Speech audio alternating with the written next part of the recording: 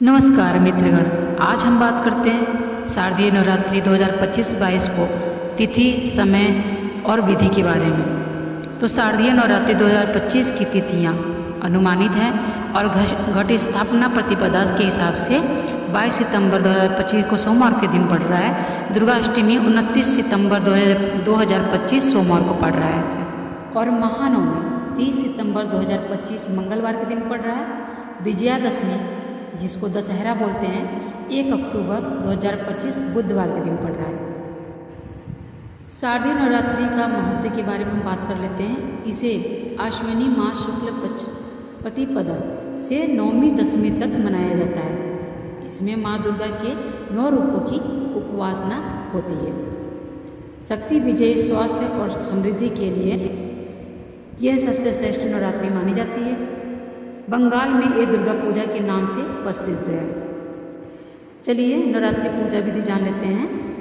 प्रतिदिन की सामान्य प्रक्रिया ही करना है और प्रातः स्नान करके स्वच्छ वस्त्र धारण करें और घट स्थापना, कलश स्थापना पहले दिन करें। कलश में जल और आम के कुछ पत्ते होते हैं, जैसे 5 रख सकते हैं या 7 रख सकते हैं। नारियल रखें, नारियल में चुनरी बंधा होना चाहिए और जौ, जैसे कि ज्वार बोएं।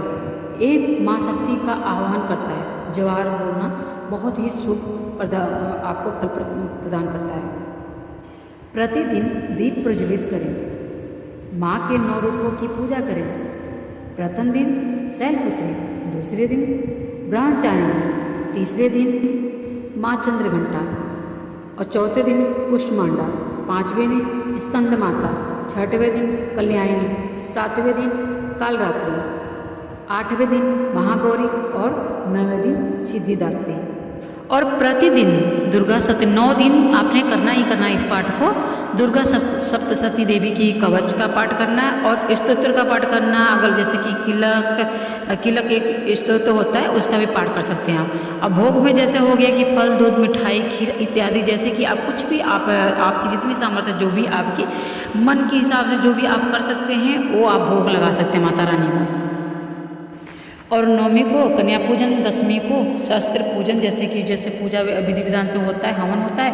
और विसर्जन करने वाला अगर आप करते हैं तो आप विसर्जन भी कर सकते हैं। नहीं करते हैं तो अपनी माता, देवी माता को जैसे आप स्थान बना के पूजा किए, उसके बाद में करने बाद में सारा कुछ करने के बाद में उसके बाद में समय तिथि मुहूर्त देखकर आप फिर मूर्ति को उठाकर अपने मंदिर में स्थापित कर सकते हैं।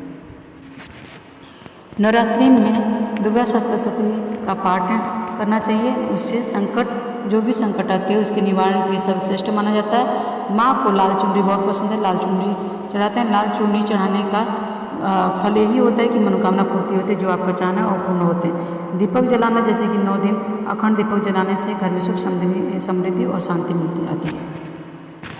जैसे कि कन्या पूजन हम करते हैं 9वें दिन पर, तो कन्या पूजन और भोजन, पितृदोष और ग्रह से बाधा जो भी होती है उसमें शांति मिलती है और बाधाएं दूर होती है। और जवारा हम बोलते हैं, उससे हमारे घर में सुख समृद्धि होती है और उसकी खेती धंधे में उन्नति और जैसे व्यापार में तरक्की होती है। लाल पुष्प से अर्चना प्रेम और वैवाहिक सुख में लिए बहुत फल प्राप्ति है। लाल फूल से माता रानी को जैसे कि लाल फूल चढ़ाकर उनको अर्चना कर सकते हैं, उनको चढ़ा सकते हैं, उनको समर्पित कर सकते हैं चरणों में। तो 10वें दिन हमें करना क्या है? विजयदशमी के दिन हमें, नवमी या दशमी के दिन माँ का विसर्जन किया जाता है। जैसे कि आप अगर विसर्जन करते हैं तो विसर्जन कर सकते हैं। अगर घर की मूर्ति अगर आपने स्थापित करके पूजा किया तो उनका भी पूजा अर्चना करके उनको फिर उनके स्थान पर रख दें। कुछ लोगों का मानना है कि समी के पत्ता अगर दशमी वाले दिन हम माता रानी को समर्पित करते हैं तो हमारे घर में सुख, शांति, समृद्धि आती है और किसी भी चीज़ की बाधा नहीं होती है। तो कुछ लोग इस उपाय को करते हैं। लोग समी वृक्ष की पूजा भी करते हैं, जैसे कि स्वर्ण पत्र के तुल्य माना जाता है। आंवला समी के पत्ते के भी बांटते हैं। और इस दिन रावण युद्ध का रावण दहन भी होता है।